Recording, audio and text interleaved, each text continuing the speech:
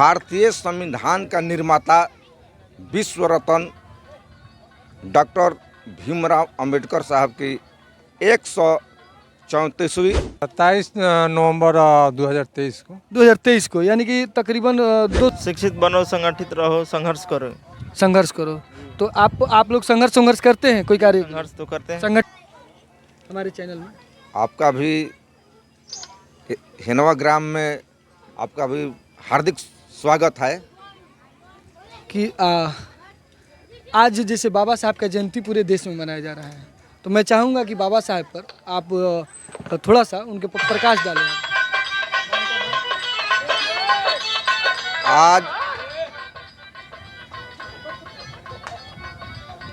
भारतीय संविधान का निर्माता विश्व रत्न डॉक्टर भीमराव अंबेडकर साहब की 134वीं जन्मदिन हम लोग मना रहे हैं हिनवा ग्राम में। बाबा साहब संदेश दिए थे कि शिक्षित बनो, संगठित रहो और संघर्ष करो। जब तक शिक्षा नहीं होगा तब तक कोई समाज को, जो दलित शोषित समाज कहलाता है, उसका विकास नहीं हो सकता है। इसलिए शिक्षा बहुत अनिवार्य है।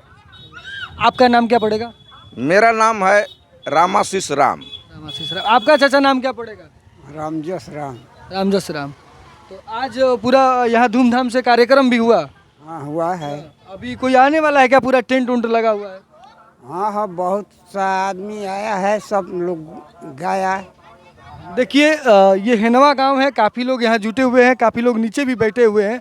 टेंट उंट पूरा लगा हुआ है, क्योंकि ये बाबा साहब जो अंबेडकर जी का ये जो प्रतिमा देख रहे हैं, ये कब निर्माण हुआ था? थोड़ा सा आगे आ जाइएगा। 27 नवंबर 2023 को, यानी कि तकरीबन 1.5 साल के आसपास हो गया। ये 1.5 साल का हो गया। तो ये कहीं से मतलब फंड उंड भी आया था? कुछ ना, ये मैंने पूरा गांव का सहयोग है, पूरा हिनवे गाँव का? पूरा हिनवा का। अच्छा, और कोई नेता होता जो आपके बड़े बड़े नेता हैं? ना, वो लोग भी नहीं आए? ना, आज नहीं, ये जो उद्घाटन में हम लोग अनिल जी को बुलाए थे। उद्घाटन के लिए तो आप नेता बुला लिए, लेकिन फंड अनिल जी दिए थे कुछ? ना, ऐसा बात नहीं। अच्छा, अनिल जी भी फंड नहीं दिए थे। अभी आपके बहुजन समाज पार्टी के प्रदेश अध्यक्ष? हाँ, प्रदेश प्रभारी है। प्रदेश प्रभारी है। बिहार प्रदेश अध्यक्ष कौन है? अच्छा, आपको नहीं जानकारी है। सुरेश राव जी है।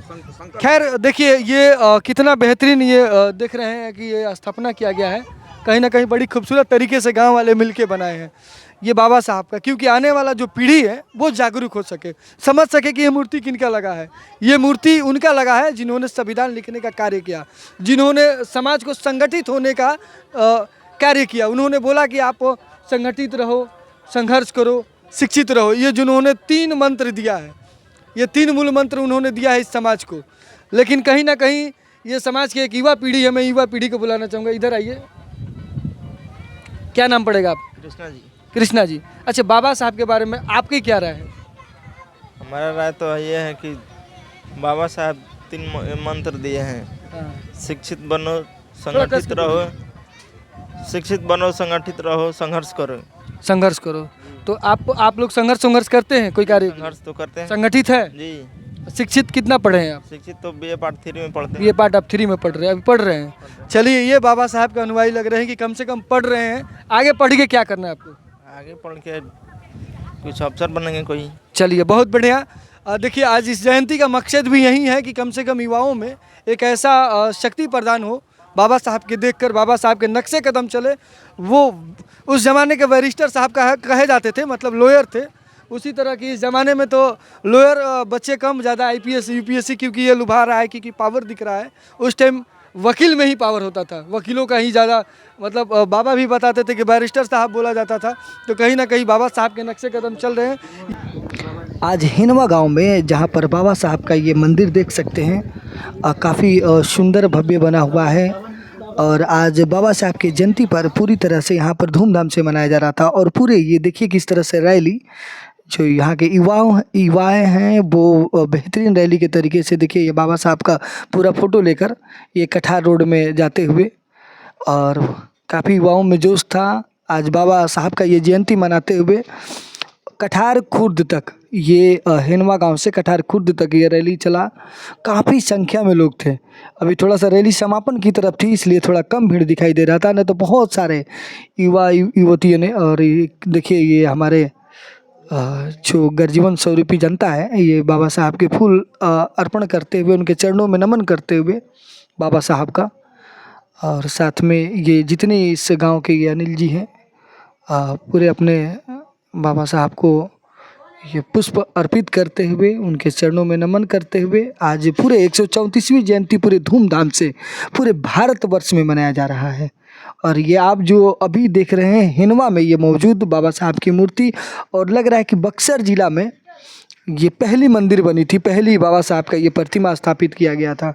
और धीरे धीरे बक्सर जिला में हर जगह पर बाबा साहब का स्थापित हो रही है मूर्तियाँ, लेकिन ये हिनवा गांव में पहली बार हुआ था। देखिए किस तरह से काफ़ी संख्या में लोग ये धीरे धीरे ये कठार होते हुए ये चना रोड की तरफ मतलब हिनवा की तरफ रुख कर रहे हैं।